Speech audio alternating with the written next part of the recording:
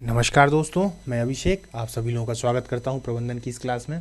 आज की यदि हम क्लास की बात करें तो आज हमारी 16वीं क्लास है। इसके पहले 15 क्लासें जो हैं वो अपलोड कर दी गई हैं, उनको आप लोग देखिएगा। उन 15 क्लासों में भी यदि हम चर्चा करें तो 8 क्लासें ऐसी हैं जो कि 4 ऑप्शन वाली थी। इसके बाद वाली जितनी भी क्लासें आ रही हैं वो सभी की सभी जो हैं वो 1 लाइन वाली हैं, मतलब 1 लाइन प्रश्न होगा, उसके बाद उसका आंसर होगा।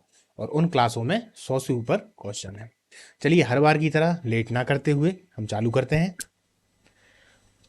देखिए, निर्णयन वह कार्य है जिसे प्रबंधक किसी निष्कर्ष एवं निर्णय पर पहुंचने के लिए करता है। किसका कथन है? एलन का। याद रखिएगा, एलन का कथन। मैंने आप लोगों को बताया था कि कथन से संबंधित अगर देखा जाए तो प्रश्न काफी ज्यादा इसमें आएंगे। 2 या 3 प्रश्न जो है वो कथन से संबंधित जरूर आएंगे कि किसने क्या कहा था। तो ये किसका है? एलन का ये कथन है। ठीक है, कहीं कहीं ये नाम जो है इस तरीके से भी आ जाता है, एलन। ठीक है, तो कंफ्यूज मत होइएगा। क्लियर? निर्णय नियोजन की आत्मा है, यह कथन किसका है? निर्णय नियोजन की आत्मा है, यह कथन किसका है? तो यह कथन है कुड्ज और ओडोनेल का। किसका? कुड्ज और ओडोनेल का। क्लियर? निर्णय नियोजन की आत्मा है। कौन? निर्णय। निर्णय लेते हैं ना, तो वो नियोजन की आत्मा है। निर्णयन के लिए आवश्यकता होती है, किस किस के लिए होगी? निर्णयन के लिए क्या क्या आवश्यकता होगी? विवेक, ज्ञान और अनुभव। विवेक को आप लोग जानते हैं, विवेक को मैं थोड़ा सा आपको बता सकता हूं क्या है। विवेक का मतलब होता है, देखिए, बुद्धि जो होती है हमारी, जिसको हम बुद्धि बोलते हैं, बुद्धि होती है प्लस और माइनस दोनों। क्या होती है? प्लस और माइनस दोनों। विवेक जो होता है वो हमेशा प्लस होता है, यानी बुद्धि सकारात्मक भी हो सकती है और नकारात्मक भी हो सकती है ना। ये बुद्धि की क्वालिटी पर निर्भर करता है कि वो विवेक का रूप धारण कर रही है या नहीं। इसको समझिए, कैसी भी परिस्थितियां हो, कुछ भी हो, लेकिन निर्णय को सही तरीके से लेना जो सबके हित में हो, वो विवेक करेगा। अब कैसी भी परिस्थितियां हो, निर्णय को लेना भले वो किसी के हित में हो अथवा ना हो, इससे कोई मतलब नहीं, वो काम बुद्धि का है। जैसे कि उदाहरण के तौर पे हम कह सकते हैं कि बुद्धिमान दोनों व्यक्ति थे। कौन? गांधी जी भी और हिटलर भी, है ना। दोनों थे बुद्धिमान, गांधी जी भी थे, हिटलर भी थे। पर हिटलर को हम विवेक वाला व्यक्ति नहीं कहते, हम उसको बुद्धिमान तो कहेंगे, भाई ठीक है, हाँ बुद्धिमान था, पर उसके अंदर विवेक नहीं था। गांधी जी में बुद्धि तो थी ही, साथ साथ विवेक भी था, इसीलिए अहिंसा को मानते थे। हिटलर पूरा हिंसावादी आदमी था। तो ये नकारात्मकता में पहुंच जाता है, ये प्लस में पहुंच जाते हैं। तो आप लोग समझ गए ना, विवेक दरअसल बुद्धि से ऊपर की एक स्थिति है। तो विवेक, ज्ञान, अनुभव निर्णय के लिए बहुत आवश्यक होते हैं। निर्णय अधिकतम होते हैं नकारात्मक। अब आप कहेंगे सर नकारात्मक कैसे होते हैं? जब भी निर्णय लिए जाते हैं तो अधिकतम देखा जाता है कि वो किसी ना किसी के विपरीत में लिए जाते हैं, इसलिए उनको नकारात्मकता की श्रेणी में रखा गया। सकारात्मक भी होते हैं पर अधिकतम वो नकारात्मक ही होते हैं। जब अपन थ्योरी की क्लास लेंगे तो थ्योरी की क्लास में आपको ये बातें पूरी क्लियर हो जाएंगी। निर्णय प्रायः व्यक्त किया जा सकता है आदेश या निर्देश में। बिल्कुल व्यवहारिक सी बात है। किस में करेंगे भाई निर्णय? हम आदेश में या निर्देश में। ठीक। आधुनिक विचारधारा के अनुसार रचनात्मकता वस्तुतः एक क्या है? प्रक्रिया। क्या है? प्रक्रिया। आधुनिक विचारधारा के अनुसार जो रचनात्मकता है वो क्या है? प्रक्रिया। अब अगर अपन देखें तो मान लीजिए आपके दिमाग में कितनी भी रचनात्मकता है, यदि व्यवहारिकता में नहीं आ पाई, उसका आप उपयोग नहीं कर पाए, तो वो रचना किस काम की? और आज के समय में वही है। मान लो आपके अंदर अगर वो है रचनात्मकता, तो आप उसको व्यवहार में लाइए। जब वो व्यवहार में लाएंगे तो क्या बन जाएगी? एक क्रिया या प्रक्रिया। प्रक्रिया बन जाएगी कि नहीं बन जाएगी? तो उसी की बात यहाँ पर चल रही है। तो आधुनिक विचारधारा के अनुसार जो रचनात्मकता है वो वस्तुतः एक प्रक्रिया है, और अगर वो रचनात्मकता बाहर नहीं निकल पा रही तो वो प्रक्रिया बन ही नहीं पाएगी, भले कितना हो आपके दिमाग में। विश्लेषण और मूल्यांकन कार्य के क्या होते हैं? परिमाणात्मक और गुणात्मक घटक। परिमाणात्मक और गुणात्मक घटक। परिणात्मक मतलब क्या होता है? जिससे परिणाम प्राप्त हो जाता है। गुणात्मक का मतलब क्या होता है? जिसमें गुण होते हैं। ठीक है, इन शब्दों को आप लोग समझ जाते होंगे। हिंदी हमारी बहुत प्यारी भाषा है, अगर आप ध्यान से समझेंगे तो ये अपने आप में खुद बोलती है आपसे कि भैया ऐसा ऐसा है ना। जबकि इंग्लिश हुई या अन्य भाषाएं हुई, ये अपने आप नहीं बोलती क्या बोलना है, इनका हमें प्रॉपर मतलब मालूम होना चाहिए। पर हिंदी अपनी ऐसी भाषा है जो खुद बोलेगी कि इसका क्या मतलब है। हर एक शब्द का, हर एक वर्ड का, हर एक वर्ण का, अक्षर का, सभी का अपने आप में एक मतलब होता है। फिर से देख लेते हैं शुरुआत से एक बार। निर्णयन वह कार्य है जिसे प्रबंधक किसी निष्कर्ष एवं निर्णय पर पहुंचने के लिए करता है। किसका कथन है? एलन का। निर्णय नियोजन की आत्मा है, यह कथन किसका है? कुर्ज और ओडोनेल का। निर्णयन के लिए आवश्यकता होती है विवेक, ज्ञान, अनुभव की। विवेक मैंने बता दिया क्या होता है, कोई कभी आपसे पूछे तो बता दीजिएगा कि बुद्धि से ऊपर की स्थिति जो कि हमेशा प्लस होती है, सकारात्मक होती है। निर्णय अधिकतम होते हैं, नकारात्मक। निर्णय प्रायः व्यक्त किया जा सकता है आदेश या निर्देश के द्वारा। आधुनिक विचारधारा के अनुसार रचनात्मकता वस्तुतः एक क्या है? प्रक्रिया है। विश्लेषण और मूल्यांकन कार्य के क्या होते हैं? परिमाणात्मक एवं गुणात्मक घटक। चलिए, निर्णय प्रक्रिया में विकल्पों का विकास और इनका चयन आधारित होना चाहिए समुचित विश्लेषण पर, अनुसंधान पर, मूल्यांकन पर। तो भैया किस किस पर होना चाहिए? निर्णय प्रक्रिया में विकल्पों का जो विकास है और इनका चयन, विकास और चयन किस पर आधारित होना चाहिए? समुचित विश्लेषण, पूरा विश्लेषण करिए, और अनुसंधान और मूल्यांकन पर। ठीक है, चलिए आगे चलते हैं। निर्णय प्रक्रिया में अनुभूति पर आश्रित रहने को बढ़ावा देती है अस्पष्टता को। किसको? अस्पष्टता को, अस्पष्टता को। चलिए, निर्णय को लागू करना और इसकी प्रतिपुष्टि करना क्या कहलाता है? क्रियान्वयन। निर्णय को लागू करना और इसकी प्रतिपुष्टि करना क्या कहलाता है? क्रियान्वयन। जो भी निर्णय लिया जाए वह होना चाहिए तर्कसंगत। बिल्कुल बिना तर्कसंगत के अगर आपने निर्णय लिया है, कोई मतलब नहीं, फेल हो सकता है, काम गड़बड़ हो सकता है। अपरिमाणात्मक परंपरागत निर्णय विधि वह है जो परंपरा से चली आ रही हो, जिसकी पृष्ठभूमि में विज्ञान ना हो। इंपॉर्टेंट लाइन है, समझिए एक बार फिर से। अपरिमाणात्मक परंपरागत निर्णय विधि, अपरिमाणात्मक जिसमें परिणाम नहीं आ पा रहा हो, और परंपरागत निर्णय की विधि वह है जो परंपरा, जहां से परंपरा से चली आ रही हो, तो जिसकी पृष्ठभूमि में विज्ञान ना हो। तो वो ऐसी होती है कि जिसकी पृष्ठभूमि विज्ञान नहीं होता। विज्ञान नहीं होता तो इसका मतलब तर्क नहीं होता, बस वो चली आ रही है। अगर इसका हम संबंध देखें तो कहीं ना कहीं रूढ़िवादिता से निकल के आ रहा है कि नहीं? रूढ़िवादिता से। जो लोग एमपीपीएससी के छात्र होंगे उन लोगों ने यदि एथिक्स पढ़ा होगा तो एथिक्स में रूढ़िवादिता के बारे में बहुत अच्छे से बताया गया है। मैनेजमेंट में भी इस रूढ़िवादिता का थोड़ा बहुत जिक्र किया जाता है, क्योंकि वो भी प्रबंधन से ही संबंधित है। यानी कि जो पुरानी मान्यताएं हैं, पुरानी विचारधाराएं हैं, उन्हीं को रूढ़िवादी विचारधारा, रूढ़िवादी बातें कहा जाता है। अब चूंकि वो आज के समय के हिसाब से तो फिट बैठती नहीं है, लेकिन फिर भी लोग अपने मन से उसका पालन किए जा रहे हैं, उसी के बारे में चर्चा है। तो यहाँ पर देखा जाए पूरे शब्द को या पूरी लाइन को, तो वो यही बता रही है कि अपरिमाणात्मक परंपरागत निर्णय विधि वह है जो परंपरा से चली आ रही हो, यानी रूढ़ियों से चली आ रही हो, जिसकी पृष्ठभूमि में विज्ञान ना हो। उसकी पृष्ठभूमि में क्या नहीं होता? विज्ञान, तर्क यानी नहीं होता।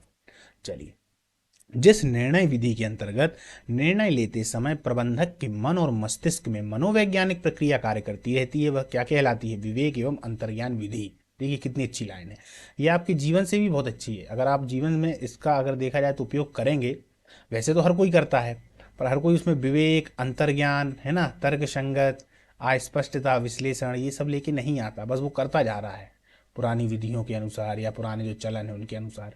लेकिन एक अच्छे से इन सभी का अगर किया जाए तो वो काफ़ी सफल हो सकता है।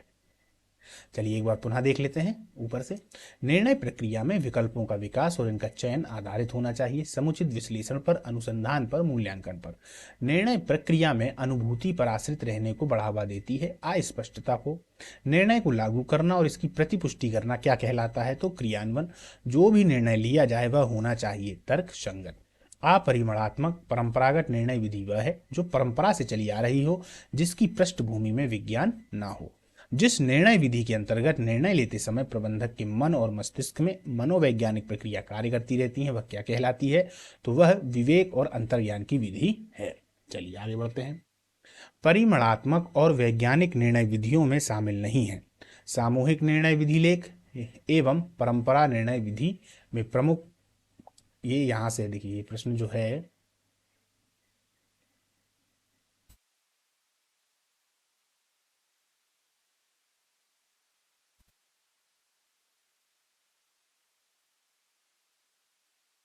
ये यहाँ से, हाँ, यहाँ से ये जो है, ये इसको काट दीजिए।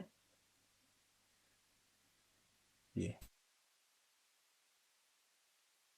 अब ये यहाँ से देखिए, परिमाणात्मक और वैज्ञानिक निर्णय, ये सही है। एक मिनट रुकिएगा।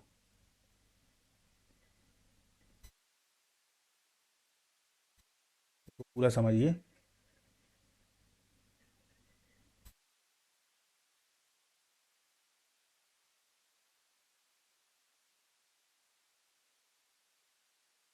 देखिए, परिमाणात्मक और वैज्ञानिक निर्णय विधियों में शामिल शामिल नहीं होता, तो सामूहिक निर्णय, ये यहां तक है।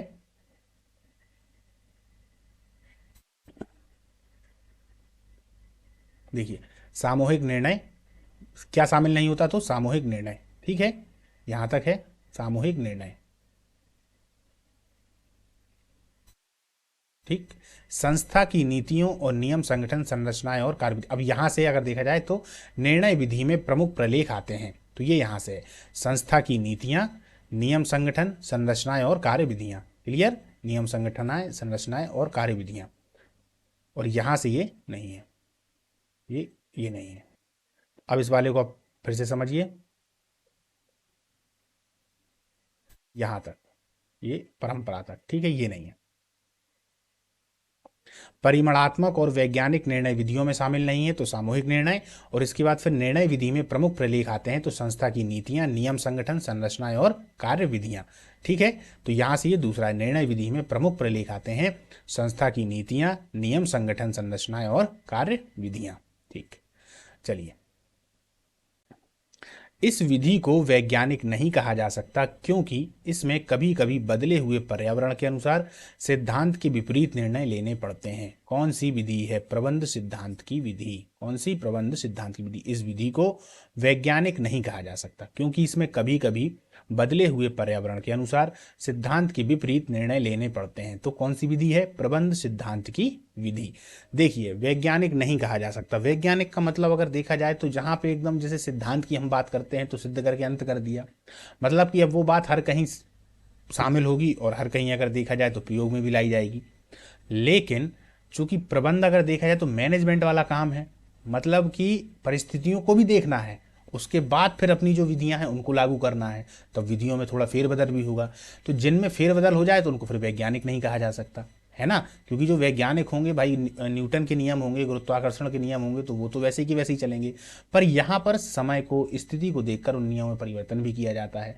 तो वो यही बता रहा है कि इस विधि को वैज्ञानिक नहीं कहा जा सकता क्योंकि इसमें कभी कभी बदले हुए पर्यावरण के अनुसार, देखिए वही परिस्थितियां हैं, सिद्धांत के विपरीत भी निर्णय लेने पड़ते हैं। तो कौन सी विधि है? प्रबंध सिद्धांत की विधि।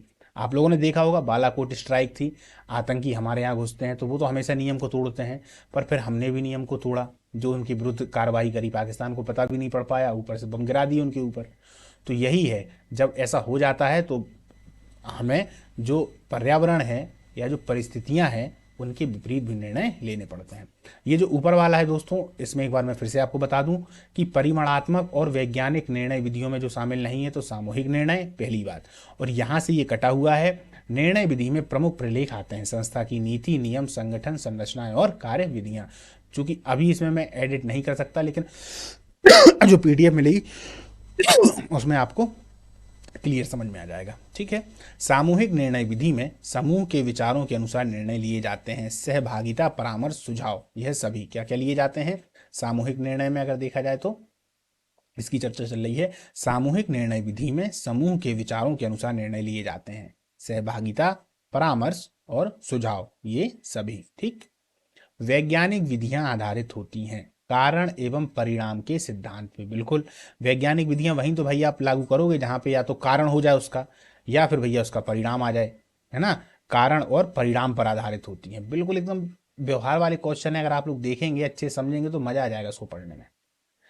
सामूहिक निर्णय विधि में समूह के विचारों के अनुसार निर्णय लिए जाते हैं, तो सहभागिता, परामर्श, सुझाव, किसके? सहभागिता, परामर्श, सुझाव। क्या है? सामूहिक निर्णय विधि में जब समूह में, मतलब सभी लोग आपस में निर्णय लेंगे, तब उनके अनुसार कौन से निर्णय लिए जाएंगे? सहभाग, मतलब कैसे लिए जाएंगे? सहभागिता, परामर्श, सबसे परामर्श लिया जाएगा, भैया आप बताएं आप क्या चाह रहे हैं, आप बताएं। ए से भी पूछा, बी से भी पूछा, सी से भी पूछा, ठीक है, परामर्श हो गया और उसके बाद निर्णय ले लिया। निर्णय की वैज्ञानिक विधियां किस पर आधारित होती हैं? कारण एवं परिणाम के सिद्धांत पर। वही बात है जो पीछे कही गई, थोड़ा इसको घुमा के बोल दिया गया है, मतलब इसका वही है कि कारण भी हो और परिणाम भी हो, तभी वैज्ञानिक विधियां आएंगी। सामूहिक निर्णय विधि किस में शामिल नहीं है जब हम सामूहिक निर्णय, तो परिमाणात्मक और वैज्ञानिक निर्णय विधि में। यानी कि जो सामूहिक निर्णय होते हैं वो कभी भी परिमाणात्मक परिणाम, वही बात है, देखिए ऊपर वाले को उन्होंने घुमा के कह दिया, कंफ्यूज बिल्कुल मत होना। और वैज्ञानिक निर्णय, इनमें सामूहिक निर्णय नहीं ले सकते, क्योंकि भाई जो पद्धति वैज्ञानिक हो गई तो हो गई भाई, उसमें सामूहिक निर्णय की कोई बात ही नहीं है। समझ रहे हो ना, सामूहिक निर्णय तो हम वहां पर लेंगे जहां प्रबंधन की आवश्यकता पड़ेगी, पर्यावरण अनुकूल नहीं है। पर्यावरण से मेरा मतलब होता है परिस्थितियों से, मतलब परिस्थितियां भी अनुकूल नहीं है तो सब लोगों ने मिलकर बोला कि यार नहीं ऐसा कर लो तो ऐसा हो जाएगा। पर वैज्ञानिक गिरी में ऐसा थोड़ी ना करेंगे। ऐसा थोड़ी ना है कि मान लीजिए रॉकेट यहाँ पे है, अब सब लोगों ने चर्चा कर ली, भाई यार इसके अंदर तो हाइड्रोजन जाती है, हाइड्रोजन और दूसरे ईंधन जाते हैं जिससे ये ऊपर जाता है। अब सबने अपने दिमाग में बोल कर लिया, एक काम करते हैं पानी भर देते हैं, पानी छुड़ा देते हैं, तो पानी से चला जाएगा क्या? नहीं जाएगा ना। तो यहाँ पे सामूहिक निर्णय काम नहीं आएंगे, यहाँ वैज्ञानिक निर्णय ही काम आएगा। आप लोगों को क्लियर हो गया होगा, है ना। चलिए, शोध प्रणाली का प्रयोग करते समय प्रबंधक को काम लेना चाहिए धैर्य एवं विवेक से। बिल्कुल, जब भी आप शोध प्रणाली करेंगे, किसी पे भी शोध कर रहे हो, वैज्ञानिक लोग भी अगर शोध करते हैं, वो भी प्रबंधन का ही हिस्सा है, तो वो लोग धैर्य और विवेक का काम लेंगे। और इसके अलावा यदि मान लीजिए आप ग्राउंड लेवल पे भी हैं, वहां भी अगर गए हैं, तो भी आपको धैर्य और विवेक की आवश्यकता पड़ेगी, है ना। मान लीजिए आप पटवारी बन गए, अब आपको धैर्य और विवेक की बहुत आवश्यकता है। आपके सामने कुछ ऐसी घटना आ गई, या आपके सामने कोई ऐसी समस्या या कोई ऐसी स्थिति आ गई जिस स्थिति को देख के आप थोड़ा आग बबूला हो गए, तो गड़बड़ हो सकता है। क्योंकि एक पटवारी अगर देखा जाए तो उसको अधिकार तो बहुत होते हैं, लेकिन उसके ऊपर राजनीतिक दबाव बहुत ज़्यादा होता है। अब आप जब बन जाएंगे, जब आप लोगों को पूरा समझ में आएगा। अभी तो हमको लगता है यार पटवारी हो गए कोई दिक्कत नहीं, अब तो गांव के राजा हैं। पर ऐसा है नहीं, राजा के ऊपर भी बहुत सारे लोग बैठे हैं जो कहीं ना कहीं हमारे ऊपर दबाव डालते हैं। काम ऐसा नहीं, ऐसा होना चाहिए। वहाँ पे मैनेजमेंट करना बहुत ज़रूरी है। इसीलिए तो भैया व्यापम ने, या अगर देखा जाए तो जो मध्य प्रदेश सरकार है, व्यापम नहीं मध्य प्रदेश सरकार ने जानबूझकर इस मैनेजमेंट को डाला है कि लड़के पहले से ही ये सब सीख के आ जाएं। समझ गए। चलिए, मकान, car, scooter, TV, VCR, radio आदि निर्माण के लिए निर्णय विधि अपनानी चाहिए, नमूना या मॉडल विधि। इनमें कौन सी निर्णय विधि अपनाई जाएगी? नमूना या मॉडल विधि, क्योंकि ये नमूने तो हैं, मतलब एक तरीके से मॉडल तो हैं ही। मकान हो गया, कार हो गया, स्कूटर हो गई, टीवी, वीसीआर, रेडियो आदि, इनके निर्माण के लिए निर्णय विधि कौन सी होगी? नमूना या मॉडल विधि। निर्णयन की आर्थिक एवं वित्तीय विधियां हैं समविच्छेद बिंदु, पुनः भुगतान विधि, अनुपात और विश्लेषण विधि। निर्णय की आर्थिक एवं वित्तीय विधियां हैं, ये विधियां हैं यहाँ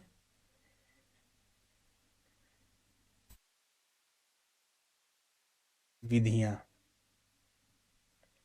विधियां, ठीक है। निर्णय की आर्थिक एवं जो वित्तीय विधियां हैं वो क्या है? समविच्छेद बिंदु, पुनः भुगतान विधि, अनुपात और विश्लेषण विधि, ठीक है।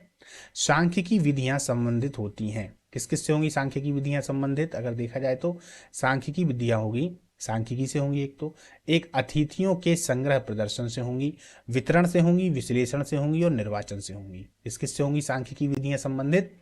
एक तो सांख्यिकी से होंगी, अतिथियों के संग्रह प्रदर्शन से होंगी, वितरण, विश्लेषण और निर्वाचन से संबंधित होंगी। सैंपलिंग टेक्निक, हाइपोथेसिस टेस्टिंग, संभाव्यता का सिद्धांत क्या है? सैंपलिंग की विधियां, सैंपलिंग टेक्निक, हाइपोथेसिस टेस्टिंग, आया हुआ प्रश्न है। सैंपलिंग टेक्निक, हाइपोथेसिस टेस्टिंग, संभाव्यता का एक सिद्धांत क्या है? तो सैंपलिंग की ये सब विधियां हैं, ठीक है। वह विधि जो निर्दिष्ट लक्ष्य के संदर्भ में समस्या के समाधान हेतु परिमाणात्मक आधार प्रस्तुत करती है, क्या कहलाएगी? क्रियात्मक शोध। क्या कहलाएगी? क्रियात्मक शोध। क्या था? वह विधि जो निर्दिष्ट लक्ष्यों के संदर्भ में समस्या के समाधान हेतु परिमाणात्मक आधार प्रस्तुत करती है, क्या कहलाती है? क्रियात्मक शोध। क्रियात्मक शोध की तकनीक क्या नहीं है? तो शोध प्रणाली। क्रियात्मक शोध की तकनीक क्या नहीं है? शोध प्रणाली, याद रखिएगा, ठीक है। चलिए आगे चलते हैं। किसी समस्या के विभिन्न घटकों के आधार पर विभिन्न गणितात्मक विकल्प तैयार करके उनका मूल्यांकन किया जाता है। यह निर्णय किस तकनीक पर आधारित है? रेखीय कार्यक्रम। देखिए, किसी समस्या के विभिन्न घटकों के आधार पर विभिन्न गणितीयतात्मक विकल्प तैयार करके उनका मूल्यांकन किया जाता है। यह निर्णय किस तकनीक पर है? तो यह रेखीय कार्यक्रम पर आधारित है। किस पर? रेखीय कार्यक्रम पर आधारित है। ठीक है।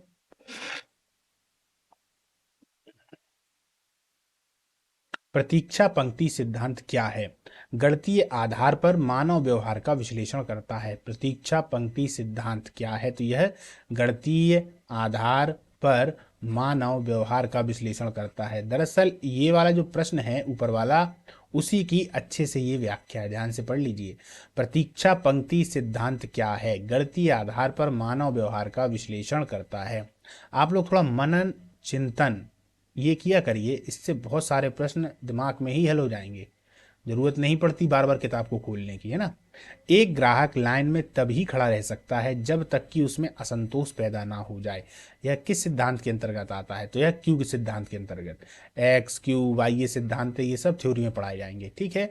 एक ग्राहक लाइन में तभी खड़ा रह सकता है जब तक कि उसमें असंतोष पैदा ना हो जाए। यह किस सिद्धांत के अंतर्गत आता है? क्यू सिद्धांत के अंतर्गत। सभी व्यवसायी अपने प्रतिस्पर्धा व्यवसायी से अधिक लाभ कमाने की चेष्टा करते हैं, इसी दृष्टि से अपनी रणनीति बनाते हैं। यह भाव क्या दर्शाता है? तो प्रतीक्षा पंक्ति सिद्धांत दर्शाता है। क्या दर्शाता है? प्रतीक्षा पंक्ति सिद्धांत। ठीक है। फिर से देख लीजिए, किसी समस्या के विभिन्न घटकों के आधार पर विभिन्न गणितात्मक विकल्प तैयार करके उनका मूल्यांकन किया जाता है। यह निर्णय किस तकनीक पर आधारित है? तो यह निर्णय जो है वो रेखीय कार्यक्रम पर आधारित है। प्रतीक्षा पंक्ति का सिद्धांत क्या है? गणितीय आधार पर मानव व्यवहार का विश्लेषण करता है। एक ग्राहक लाइन में तब तक ही खड़ा रह सकता है जब तक कि उसमें संतोष पैदा ना हो जाए। किस सिद्धांत के अंतर्गत है? क्यू सिद्धांत के अंतर्गत है। सभी व्यवसायी अपने प्रतिस्पर्धा व्यवसायी से अधिक लाभ कमाने की चेष्टा करते हैं, इस दृष्टि से रणनीति बनाते हैं। यह भाव क्या दर्शाता है? तो प्रतीक्षा पंक्ति सिद्धांत दर्शाता है। यदि किसी सिक्के को कई बार उछाला जाए तो संभावना यह होगी कि कई बार हेड है और कई बार टेल है। यह किस मान्यता पर आधारित है? संभाविता सिद्धांत पर। मतलब कि क्या क्या संभव है कि कितनी बार टेल आएगा और कितनी बार हेड आएगा, संभाविता सिद्धांत पर। ठीक है। चलिए, प्रतिमान और प्रणाली क्या है? संगठनात्मक संरचना के सूचक। प्रतिमान प्रणाली क्या है? तो संगठनात्मक संरचना के सूचक। कुछ समानता के आधार पर संगठनात्मक प्रणाली को प्रबंध योग्य को प्रणालियों में विभाजित करने की प्रक्रिया क्या कहते हैं? विभेदीकरण। कुछ समानता के आधार पर संगठनात्मक प्रणाली को प्रबंध योग्य प्रणालियों में विभाजित करने की प्रक्रिया को क्या कहते हैं? विभेदीकरण। प्रबंध योग्य प्रणाली को, ये कहा नहीं है यहाँ पर, में विभाजित करने की प्रक्रिया को क्या कहते हैं? विभेदीकरण। संरचना के समतलीय आयाम को क्या कहा जाता है? कार्यात्मक संरचना। संरचना के समतलीय आयाम को क्या कहा जाता है? तो कार्यात्मक संरचना। कभी कभार दोस्तों टाइपिंग की समस्या हो जाती है और टाइपिंग की वजह से ये बीच में से शब्द यहाँ आ गया, एक बार यहाँ आ गया, तो ये हो जाता है ना। महत्वपूर्ण ये नहीं है कि यहाँ पर गलती हो रही है, महत्वपूर्ण ये है कि आप लोगों को ये समझ में आ रहा है संरचना की। लेकिन आपको जो पीडीएफ मिलेगी वो एकदम क्लियर मिलेगी। ठीक है। संरचना के अंतर्गत संगठन के विभिन्न प्रकारों को किसमें सम्मिलित किया जाता है? रेखीय समिति और मैट्रिक्स में। रेखीय समिति और मैट्रिक्स में। ठीक है। संरचना के अंतर्गत संगठन के विभिन्न प्रकारों को किसमें सम्मिलित किया जाता है? रेखीय समिति और मैट्रिक्स में। अधीनस्थों की संख्या जिसका एक अधिकारी प्रभावी ढंग से पर्यवेक्षण कर सकता है क्या कहलाता है? नियंत्रण विस्तार। अधीनस्थों की संख्या जिसका एक अधिकारी प्रभावी ढंग से पर्यवेक्षण कर सकता है क्या कहलाता है? तो नियंत्रण विस्तार। स्पष्टता के सिद्धांत से क्या आशय है? प्रत्येक को अपनी स्थिति, कार्य और उत्तरदायित्व का ज्ञान हो। क्या है? प्रत्येक को अपनी स्थिति, कार्य और उत्तरदायित्व का ज्ञान हो। बिल्कुल। निर्णय प्रक्रिया को प्रभावी एवं सुदृढ़ कौन बनाता है? संगठन के सही स्तर पर सही निर्णय लेना। निर्णय प्रक्रिया को प्रभावी एवं सुदृढ़ कौन बनाता है? तो संगठन के सही स्तर पर सही निर्णय लेना। ठीक। उद्देश्य के प्रति प्राप्ति हेतु आवश्यक विशिष्ट क्रियाओं का निर्धारण करना, कार्यों के बीच समन्वय करना, व्यक्ति एवं पदों को आवंटित करना किसका काम है? संगठन का। संगठन से तो नया नए कितने क्वेश्चन बन सकते हैं, है ना। जिनका आंसर संगठन ही है। आप संगठन को मेन पकड़ लें, संगठन की परिभाषा को देखें, उसके आसपास को देखें, उससे ये जितने भी प्रश्न है ये अपने आप हल हो जाएंगे संगठन से संबंधित। ठीक है, जब भी किसी से भी संबंधित ऐसे प्रश्न हैं जो अनफैक्चुअल हैं, है ना, जो घुमा फिरा के आते हैं, तो उस मेन जो चीज़ है, जैसे निर्णयन की बात आ जाए तो निर्णयन को पकड़ लें, समन्वय की बात आ जाए समन्वय को पकड़ लें, अभिप्रेरण की बात आ जाए तो अभिप्रेरण को पकड़ लें। तो इसके आसपास का जितना भी है उसको आप पकड़ लें, अपने आप कैसा भी क्वेश्चन होगा अपने आप उसको आप हल कर देंगे, है ना, समझ के, अपने विवेक से, अपनी बुद्धि से। चलिए आगे बढ़े। हरथन अध्ययन ने जिस विचारधारा को जन्म दिया वह थी मानवीय संबंध विचारधारा। याद रखिएगा, कहीं कहीं ये नाम जो है ये इस तरीके से भी आता है, हरथन जो नाम है इस तरीके से भी आता है, हरथन। ठीक है, तो हरथन अध्ययन ये पूरा है, याद रखिएगा, ये पूरा एक शब्द है। हरथन अध्ययन ने जिस विचारधारा को जन्म दिया है वह थी मानवीय संबंध विचारधारा। मानवीय संबंध विचारधारा। संगठन मानवीय और भौतिक संसाधनों तथा कार्यों का आपसी संबंध है जिन्हें प्रणाली तंत्र के भीतर संयोजित किया जाता है। यह परिभाषा है किसकी? हॉज और जॉनसन की। इनसे भी बहुत क्वेश्चन आते हैं। हॉज और जॉनसन आपने देखा होगा, कम से कम 3 से 4 प्रश्न अपन ने देखे हैं, अभी और आएंगे। इन्होंने जो जो बातें कही हैं वो कथन भी हैं काफ़ी आगे की क्लासों में, हॉज और जॉनसन की, तो बिल्कुल मत भूलिएगा। प्रतिष्ठित नौकरशाही मानवीय संबंध एवं प्रणाली विचारधारा किसकी विचारधाराएं हैं? संगठन की विभिन्न विचारधाराएं हैं। कौन कौन सी? प्रतिष्ठित नौकरशाही, मानवीय संबंध एवं प्रणाली विचारधारा, ये जितनी भी हैं ये संगठन की विभिन्न विचारधाराएं हैं। ठीक है, प्रतिष्ठित, अब यहाँ से प्रश्न ले लीजिए। इसीलिए प्रश्नों को ऐसे डाला गया है कि जहाँ पर एक महत्वपूर्ण प्रश्न होगा फिर उससे जुड़े हुए सब आते जाएंगे। इसी प्रकार से प्रश्नों को हर उसमें जो क्लास है हर क्लास में डाला गया है, एक भी क्वेश्चन आप लोगों का छूटे नहीं। प्रतिष्ठित विचारधारा के विकास में प्रमुख योगदान किसका रहा है? तो हेनरी फ्योल। हेनरी फ्योल तो न जाने लगभग मेरे अंदाज से 20 बार आ चुके हैं ना, तो याद रखिएगा जितने भी क्वेश्चन है हेनरी फ्योल से बिल्कुल मत छोड़िएगा। प्रतिष्ठित विचारधारा के विकास में, किसमें? विकास में प्रमुख योगदान हेनरी फ्योल का है। नौकरशाही संगठन को सर्वाधिक कुशलपूर्ण और आदर्श प्रारूप बताने वाले कौन थे? Max weber. कौन थे? Max weber. ठीक है, चलिए।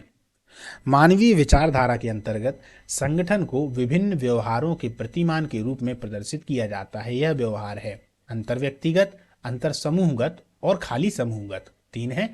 देखिए, मानवीय विचारधारा के अंतर्गत संगठन को विभिन्न व्यवहार के प्रतिमान के रूप में प्रदर्शित किया जाता है। तो अंतर व्यक्तिगत पहला, अंतर समूहगत दूसरा और समूहगत। ठीक है, उप प्रणालियां क्या क्या हो सकती हैं? तकनीकी, सामाजिक और शक्ति। उप प्रणालियां क्या क्या हो सकती हैं? तकनीकी हो सकती है, सामाजिक हो सकती है और शक्ति के आधार पर हो सकती है। ठीक है, वह कौन सी विचारधारा है जो संगठन की बंद और खुली प्रणाली दृष्टिकोण को एकत्रित करती है? प्रासंगिकता विचारधारा। कौन सी है? प्रासंगिकता विचारधारा। वह कौन सी विचारधारा है जो संगठन की बंद और खुली प्रणाली दृष्टिकोण को एकत्रित करती है? तो प्रासंगिकता विचारधारा। संगठन का नवीनतम और सर्वाधिक स्वीकार्य अभिमत क्या है? प्रासंगिकता विचारधारा अभिमत। ये देखिए, मैंने कहा था ना प्रश्न ऐसे ही हैं, पहले मैंने प्रश्न आएगा फिर से जुड़े जितने भी होंगे सब आ जाएंगे। तो संगठन का नवीनतम और सर्वाधिक स्वीकार्य अभिमत जो प्रासंगिकता विचारधारा अभिमत है, इसका मतलब समझ पा रहे हैं कि नहीं? प्रासंगिकता मतलब कि वो सभी में एक तरीके से प्रासंगिक हो। आपने शब्द सुने होंगे, काफ़ी जो बड़े नेता होते हैं वो लोग इस शब्द का प्रयोग करते हैं कि भैया प्रासंगिक बात करिए।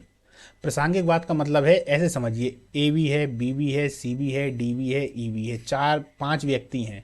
अब कोई आदेश सरकार का आया, अब सरकार का आदेश ऐसा है कि ए के लिए तो बढ़िया है, बी के लिए बेकार है, सी के लिए तो इतना बेकार है कि क्या कहा जाए, और डी के लिए इतना अच्छा है कि एकदम ऊपर कर दिया जाए।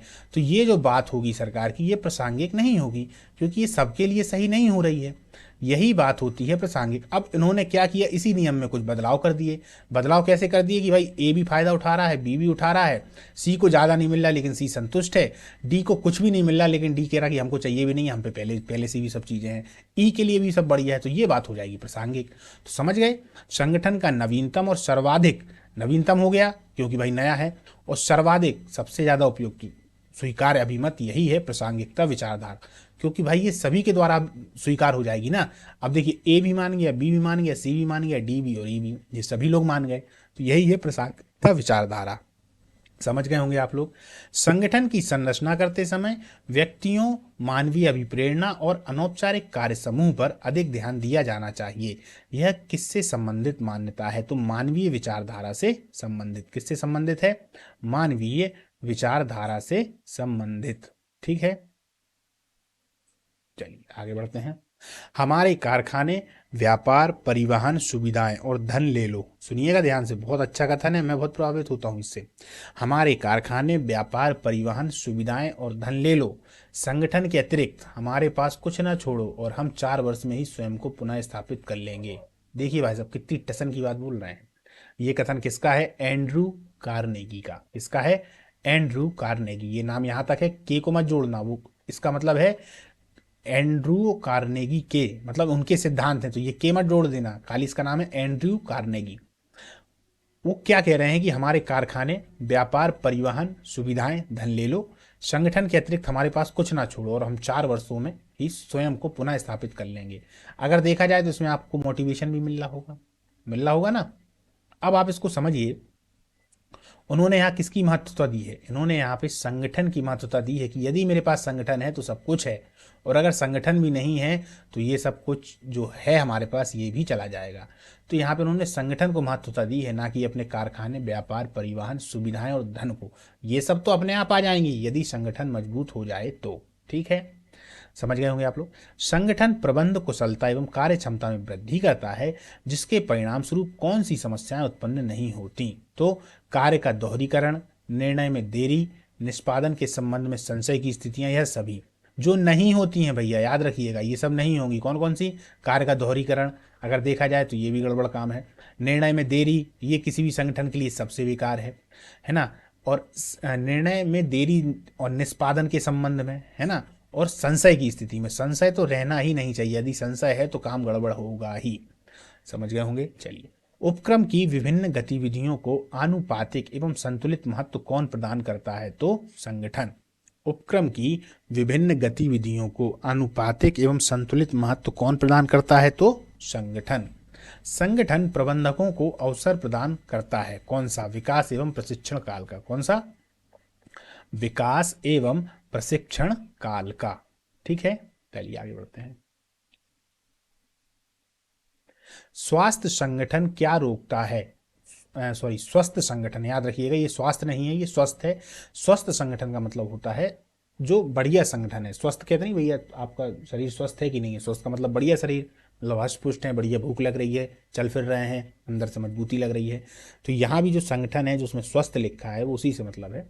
तो वो कह रहा है कि स्वास्थ्य संगठन क्या रोकता है? तो वो क्या रोकता है? बेईमानी, भ्रष्टाचार, काम चोरी, धन का दुरुपयोग, इन सबको रोकने का काम है स्वस्थ संगठन का। संगठन में अच्छे व्यक्ति होंगे तो ऑलरेडी बेईमानी नहीं होगी, भ्रष्टाचार नहीं होगा। काम की जो चोरी करते हैं, भारत में सबसे ज़्यादा काम चोरी चलती है। देख लीजिए, जितने भी सरकारी टीचर बने हुए हैं, जो आधुनिक बन रहे हैं, उनकी मैं बिल्कुल नहीं कहता, वो लोग बहुत अच्छे हैं और इंटेलिजेंट हैं और बहुत ज़्यादा मेहनत करके बने हुए हैं। मैं उनकी बात कर रहा हूँ जो बहुत पुराने हैं, जो सरकारी टीचर हैं, खास तौर पे जो गांव में हैं। उनको कोई मतलब नहीं है, बैठे रहेंगे बस, और इस बात पे ज़्यादा गुरूर करेंगे कि भैया कोई दिक्कत नहीं है, धन आ रहा है, सरकार इतना पैसा दे रही है, स्कूल जाना नहीं पड़ता, जाते हैं तो 1 घंटा धूप लेके आ जाते हैं। वो यही बोलते हैं, बस उनको इसी में मज़ा आता है। तो ये काम चोरी जो है वो एक सही संगठन की निशानी नहीं है। चलिए, विभिन्न प्रबंधकीय और क्रियाओं के बीच आवश्यक समन्वय तथा एकीकरण की स्थापना करना संगठन प्रक्रिया का कौन सा चरण है? तो ये चतुर्थ चरण है।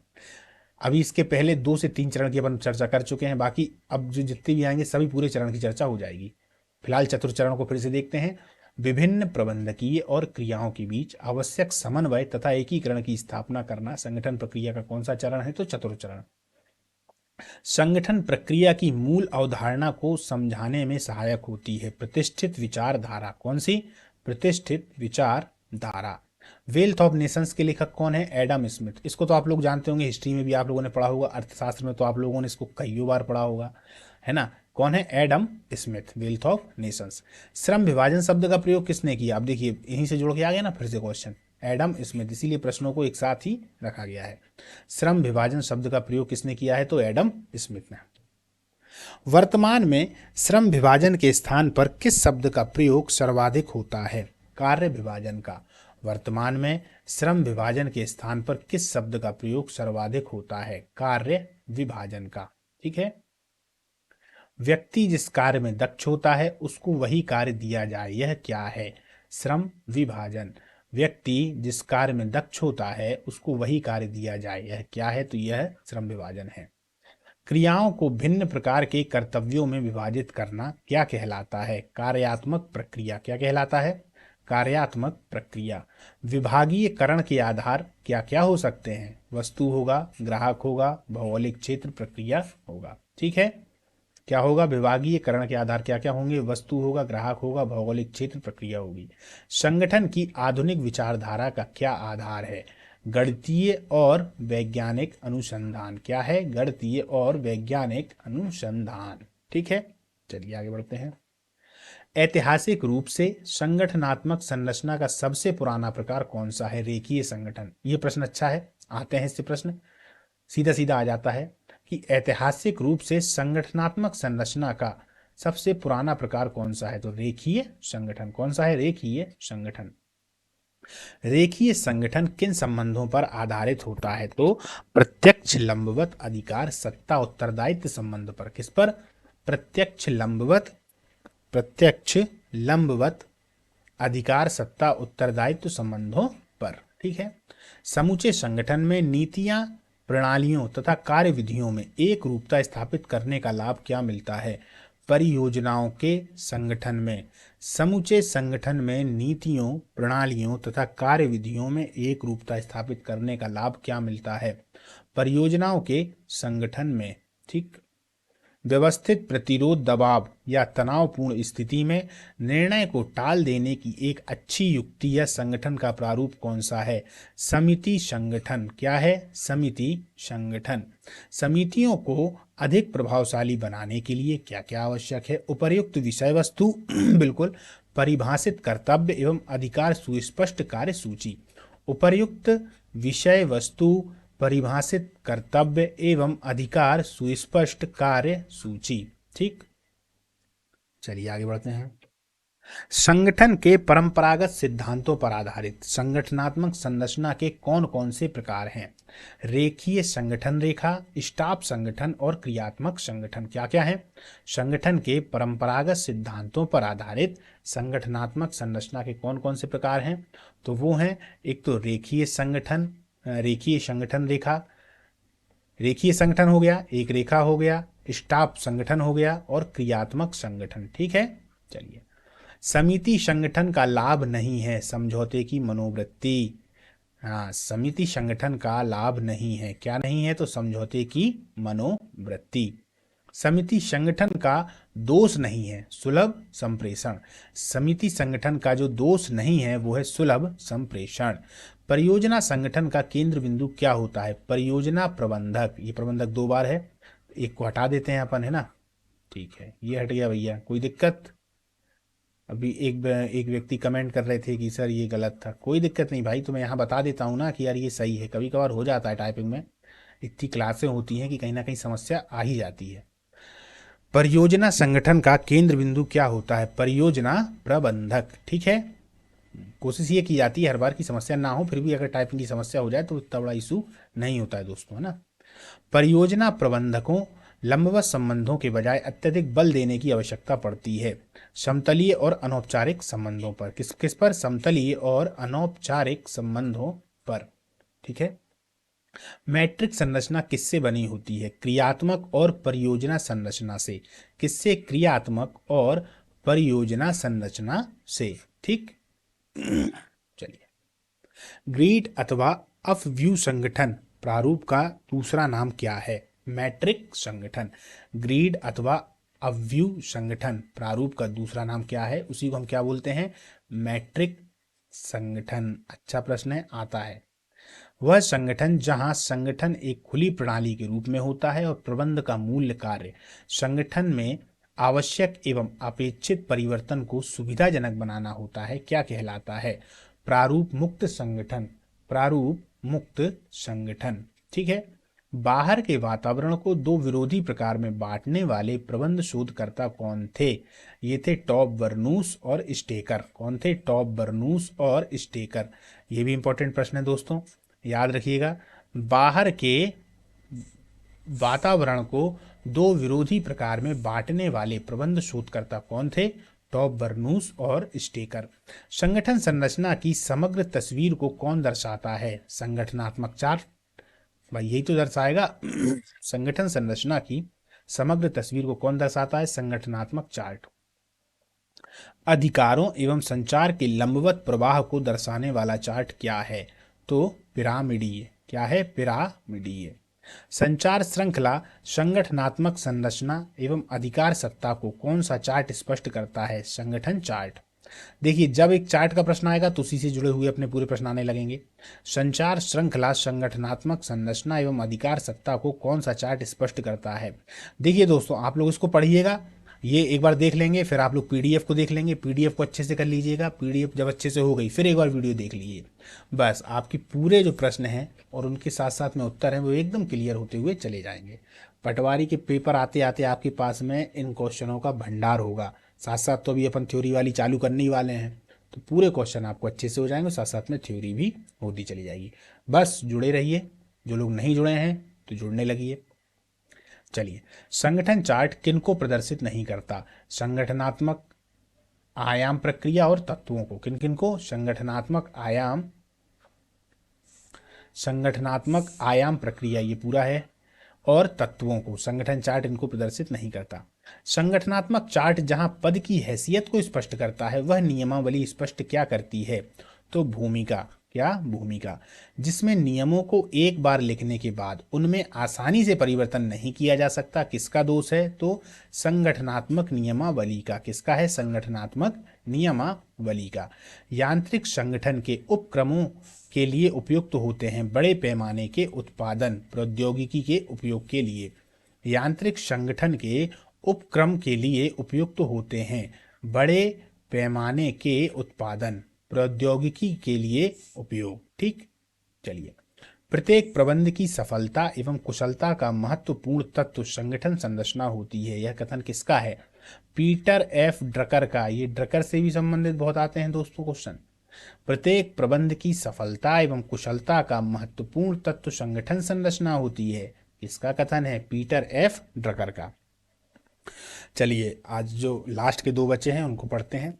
किसी संस्था की वे लक्ष्मण रेखाएं। लक्ष्मण रेखा तो आप लोग जानते ही हैं, है ना, सीता जी के लिए खींची गई थी। तो ये हम काफ़ी बार अगर देखें तो मुहावरे के रूप में हो, व्यंग्य के रूप में हो, शब्द का प्रयोग कर लेते हैं। उसी तरीके से यहाँ भी आ गया। तो किसी संस्था की वे लक्ष्मण रेखाएं जिनकी परिधि के भीतर कार्यक्रम एवं कार्य विधियों का विकास किया जाता है, क्या कहलाती हैं? तो इसका आंसर हो जाएगा नीतियां। क्या हो जाएगा? नीतियां। यानी नीतियां एक तरीके से लक्ष्मण रेखा हैं, है ना। हम नीतियां बनती है ना कि भैया ये नीति है, इसके तहत ही आपको काम करना पड़ेगा, तो उसके शब्द लग गया ना तहत। तहत ने बता दिया कि भैया ये लक्ष्मण रेखाएं हैं। चलिए, संगठन संरचना संगठनात्मक व्यवहार के लिए कंकाली कलेवर को प्रकट करता है। यह किसका कथन है? फ्रेंड लुथानस का। किसका? फ्रेंड लुथानस का। कंकाली कलेवर क्या है? आप लोग कमेंट में मेरे को बताइएगा। अगर आप लोगों को इसके बारे में समझना हो तो लिख दीजिएगा कमेंट में कि भैया सर बता दीजिए, तो मैं अगली क्लास में इसके बारे में आपको बताऊंगा। ठीक है दोस्तों, जो आज की अपनी क्लास है वो आज समाप्त होती है। हम मिलेंगे अब इसकी 17वीं क्लास में। ठीक है दोस्तों, अब 17वीं क्लास में मिलेंगे।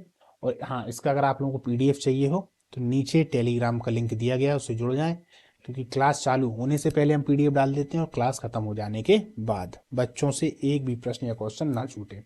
और हाँ, इस वाली क्लास में दो जो प्रश्न, जो वो गलत प्रश्न तो नहीं है, लेकिन हाँ उसमें थोड़ी टाइपिंग की मिस्टेक थी, तो उसको अब जो पीडीएफ में आपको मिलेगी उसमें करेक्ट करके दे दिया जाएगा।